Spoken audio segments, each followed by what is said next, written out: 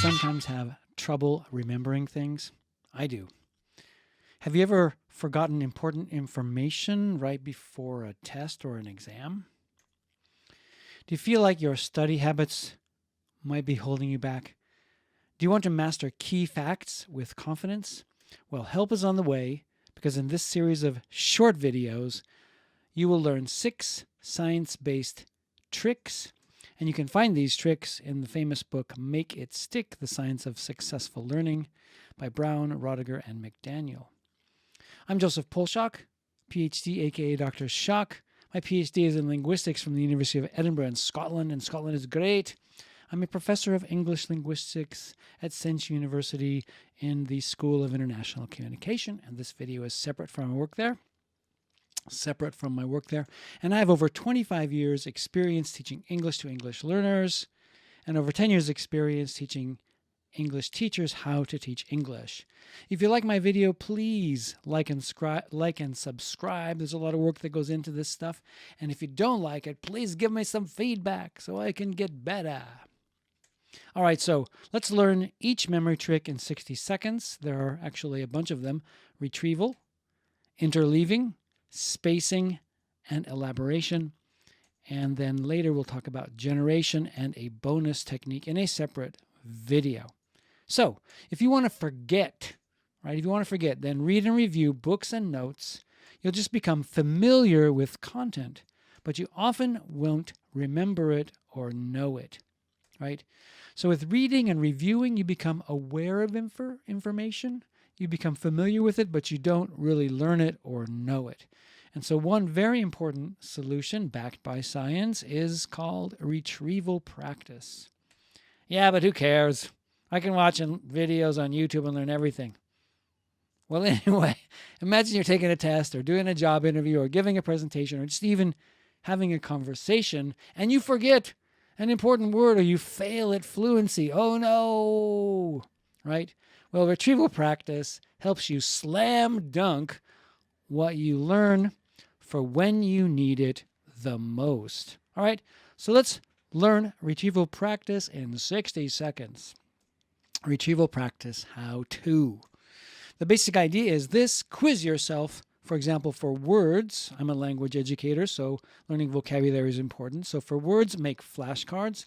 Put the L2 on one side. That's the language that you want to learn. So if you're learning English, put English on one side, and then put your language on the other. And then quiz yourself with the flashcards. Put the correct answers in the known pile, and put the wrong answers in the unknown pile. Let me give you an example. Okay, so I'm learning Japanese, the word metaphysics. Oh, that's easy. Keiji Jogaku. I got it. All right, that's known. All right, let's do another one. Banana. Oh my God, banana. How do you say banana in Japanese? Oh, it's banana. That's really hard. I don't know that one yet. All right, let's see another one. Epistemology. Ninchikiron. That one's easy. Cake, piece of cake. And let's try another one. Taxi.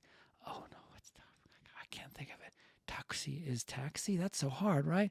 You get the idea, right? Repeat till you know the words. You're quizzing yourself. What if you forget a known word? Then move it back to the unknown pile. Why does this work? Why does retrieval practice work?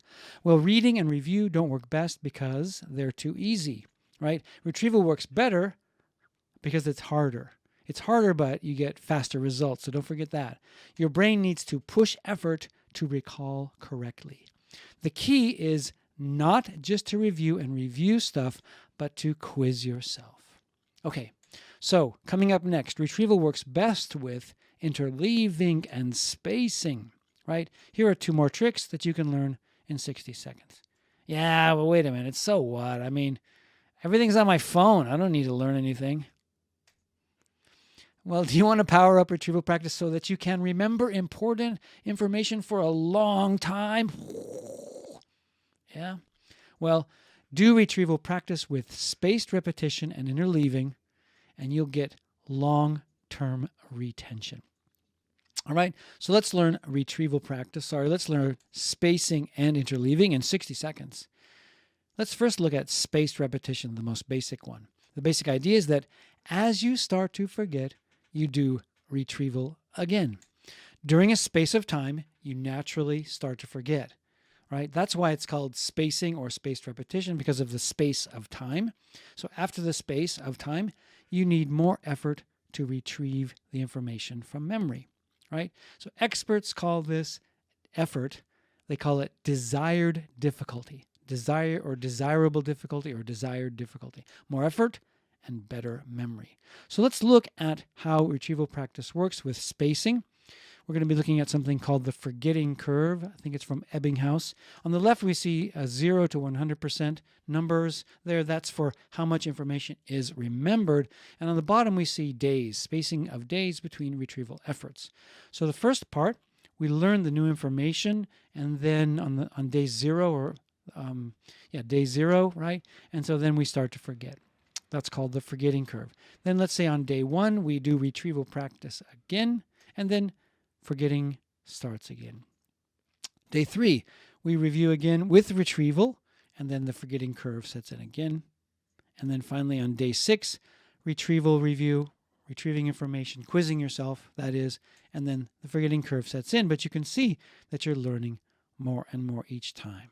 All right, now let's talk about interleaving. The basic idea with interleaving is this: you shuffle the information that you are doing retrieval with. All right, so it's not just words, but actually topics or chapters. For example, or if you're a basketball player, it works with shots. So the free throw, the layup, the three-pointer, mixing them and shuffling them, mixing them and shuffling them. So yes, interleaving is very popular in sports. It makes it harder, but you learn better, right? Okay, and so you can also, for example, in my case, as a ukulele player, shuffle songs. So I might practice one song, right? And then after I practice a little bit and still maybe don't master it yet, I go to the next song, practice that one for a while. I'm shuffling songs, right? And then maybe I go to the third song, practice that one for a while. And so I'm not just shuffling, I'm not just practicing one song until I get it, but I'm actually shuffling the songs. And so I'm interleaving and opening up spaces between each practice. So interleaving creates a harder kind of spacing. Again, more effort and better memory. Okay, so far we've powered up with retrieval, interleaving, spacing, and next we're going to be looking at the idea of elaboration. Elaboration, what's the point? Why do I have to connect information to what I already know? Like I said, it's all on the cloud. Well, do you want to pack new information into your brain so that you can truly know it and use it? Yeah, it might be helpful to use information. I would hate it if the doctor was doing surgery on me or something, all of a sudden had to open up a book and check what he was supposed to do. We need experts to actually know stuff, right? So you can use elaboration to connect new knowledge to what you already know. So let's look at elaboration here. It's about making connections, all right? So learning how to do elaboration in 60 seconds. The basic idea is this: connect new information to what you already know. So for example, you're learning a new English word, habitat. You can connect it to words you know by putting it in a phrase. A habitat is a natural place where animals live. You can continue to create connections by creating more sentences. For example, a forest is a habitat for animals, or the ocean is a habitat for fish. You can also do elaboration by drawing a picture of what you learn. So here is a picture of an ocean habitat. Or you can also teach someone this new information. This is really what our mothers did when you came home from school, right? What did you learn at school today, Joey? Right? And so you tell your parents what you learned, and that helps you remember it, right? So teaching someone new information is a form of elaboration. Here's the key. You creatively and effortfully connect the new information to the known information. If you're learning a new word, for example, and you just copy the definition from the dictionary onto a piece of paper, that's not elaboration, because you're not being creative and effortful with the production of that phrase, right? So you create it effortfully, and that helps you make connections to what you already know so that you actually know it and can use it. All right. So we have boosted our brains with 4 tricks so far. They are retrieval practice, interleaving, spacing, and elaboration. And that works with this nice acronym RISE. And then in the next video, we will be looking at generation, and also the idea of opining positively. It starts with an O, so it's actually rise, go. I am Joseph Polshock, aka Dr. Shock. I am a language coach at languagesuperpowers.com and a content creator at ReadOasis.com. And I want to say thank you so much for listening.